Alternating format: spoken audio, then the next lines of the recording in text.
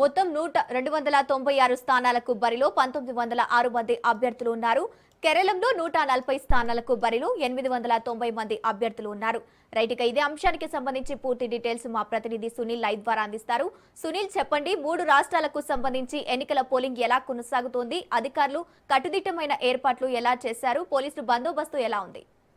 Yes, 3 రాష్ట్రాల ఎన్నికలు ప్రశాంతంగా కొనసాగుతున్నాయి. ఉదయం నుంచి కూడా ఉదయం 7 గంటలకు స్టార్ట్ అయినటువంటి ఎలక్షన్ ప్రక్రియ కంటిన్యూగా కొనసాగుతున్నాయి. అయితే కొంత మార్నింగ్ పూట కాబట్టి కొంత మందకొడిగా కొనసాగుతుంది. మధ్యాహ్నం తర్వాత ఆఫ్టర్ 10 తర్వాత ఈ యొక్క పోలింగ్ ప్రక్రియ అనేది కొంత జోరుగా కొనసాగే అవకాశం ఉంది. ఎందుకంటే గతంలో 80% పైగా అంటే 3 రాష్ట్రాల్లో కూడా చూసుకున్నట్లయితే వరుసగా అటు కేరళలో కావచ్చు, అస్సాంలో కావచ్చు, పుదుచ్చేరిలో కావచ్చు, ఈ 3 రాష్ట్రాలు కూడా దాదాపు 80% పైగా పోలింగ్ ప్రక్రియ అనేది నమోదు కావడం జరిగింది. కానీ ఈసారి ఎక్కువగా అంటే అంతకంటే ఎక్కువగా పోలింగ్ శాతం నమోదయ్యే అవకాశం ఉన్నట్లు కూడా చాలా స్పష్టంగా తెలుస్తుంది. ఇప్పటికే అటు పోలింగ్ కేంద్రాల వద్దకు జనాలు క్యూలు కడుతున్నారు. ఇప్పుడే ప్రజలు అందరూ కూడా ఇళ్ల నుంచి బయటికి వస్తున్న పరిస్థితి మాత్రం కనబడుతుంది. అయితే కొన్ని చోట్ల ఈవీఎంల మెషిన్స్ సంబంధించినటువంటి కొంత ఇబ్బందులు, టెక్నికల్ సమస్యలు, సాంకేతిక సమస్యలు తలెత్తినట్లు కూడా సమాచారం తెలుస్తుంది. వాటన్నిటి ప్లేస్లో వెంటనే ఎన్నికల అధికారులు రీప్లేస్ చేసి వెంటనే సార్ట్అవుట్ చేసే పని కూడా చేస్తున్నారు. ఎందుకంటే ఒక టెక్నికల్ టీంను కూడా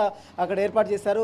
కొన్ని కేరళలో కొన్ని మిషన్స్ని మొరాయించాయి, ఈవీఎం మిషన్స్. వాటన్నిటి ప్లేస్లో మళ్ళీ కొత్త మిషన్స్ని తీసుకొచ్చినట్టు కూడా తెలుస్తుంది. అక్కడ కొన్ని ప్లేసెస్లో దాదాపు 140 నియోజకవర్గాల్లో జరుగుతున్నటువంటి ఈ ఎలక్షన్స్ మొత్తం కూడా కొన్ని ప్లేసెస్లో ఈవీఎం మిషన్లు మొరాయించడంతో వాటిని కొంత టెక్నికల్ ఇష్యూ రావడంతో వాటిని కూడా తీసుకొచ్చే అంటే సరిచేసే ప్రయత్నం అయితే అధికారులు చేస్తున్నారు. మరోవైపు అస్సాంలో కూడా కొంత ఈవీఎం మిషన్ల కొరత టెక్నికల్ సమస్యలు వచ్చాయి. దాదాపు 126 నియోజకవర్గాల్లో అవుతున్నటువంటి ఎలక్షన్స్ అక్కడ కూడా కొన్ని ఈవీఎం మొరాయించిన పరిస్థితి కనబడుతుంది. మరోవైపు పుదుచ్చేరిలో దాదాపు 30 స్థానాల్లో ఎలక్షన్స్ కొనసాగుతున్న నేపథ్యంలో అక్కడ కూడా కొన్ని సాంకేతిక సమస్యలు వచ్చినట్టు తెలుస్తుంది.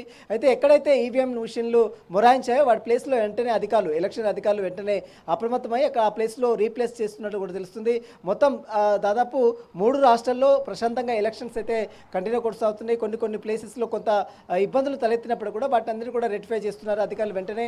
ఇక సాయంత్రం 6 గంటల వరకు ఈ పోలింగ్ ప్రక్రియ అనేది కంటిన్యూ కొనసాగే అవకాశం ఉంది. ఎలక్షన్ కౌంటింగ్ అంటే పోలింగ్ కేంద్రాల వద్ద 144 సెక్షన్ అమలుంచారు. సమస్యాత్మక ప్రాంతాల వద్ద పారామిలిటరీ బలగాలతో పోలీసులు గస్తీ కాస్తున్న పరిస్థితి కనబడుతుంది. మొత్తం 3 రాష్ట్రాల్లో అటు అస్సాంలో 126 స్థానాలకు, మరోవైపు కేరళలో 140 స్థానాలకు, పుదుచ్చేరిలో 30 స్థానాలకు కూడా ఎలక్షన్ జరుగుతుంది. ఈ 3 రాష్ట్రాల్లో ఈసారి ఎలాగైనా పోటాపోటీగా నువ్వా నేనా అన్నట్టు అటు కేరళలో ఎల్డీఎఫ్కు మధ్య, యూడీఎఫ్ మధ్య ప్రధాన పోటీ ఉంది.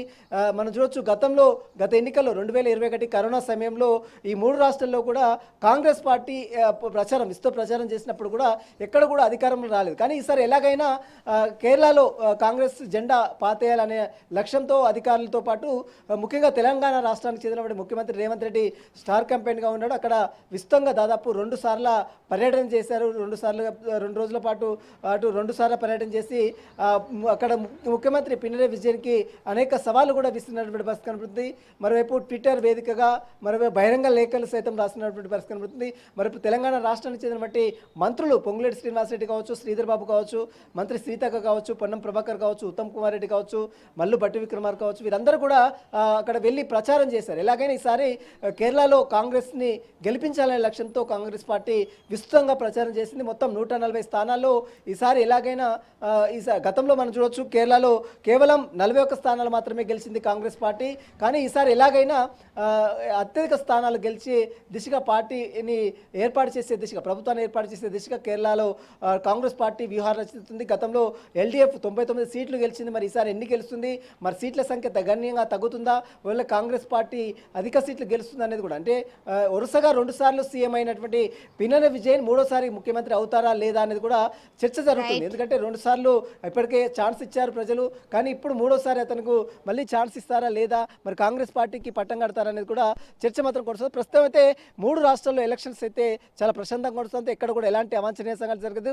కేవలం కొన్ని చోట్ల మాత్రమే ఈవీఎం మిషన్ల మొరాయింపు మాత్రం జరిగింది. వాటి ప్లేసుల్లో ఎన్నికల అధికారులు వెంటనే వాటిని రీప్లేస్ చేసి ఎలక్షన్స్ని ఫ్రీగా కంటిన్యూగా కొనసాగే ప్రయత్నం అయితే అధికారులు చేస్తున్నారు. ప్రస్తుతం అయితే ఈరోజు సాయంత్రం 6 గంటల వరకు ఎలక్షన్స్ అయితే కొనసాగే అవకాశం ఉంది. Gangotri. Right, thank you Sunil.